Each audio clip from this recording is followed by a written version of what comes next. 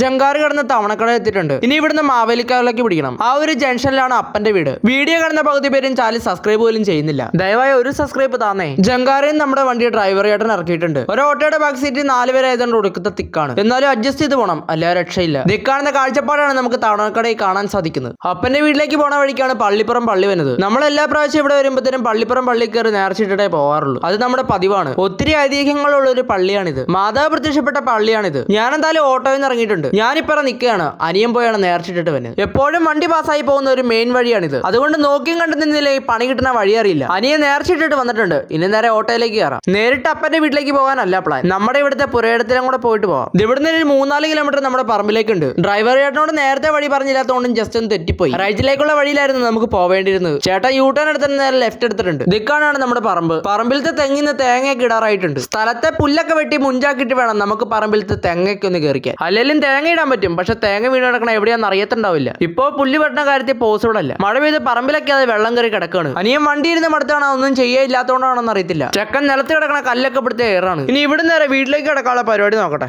Subscribe ചെയ്താൽ വീണ്ടും കാണാം.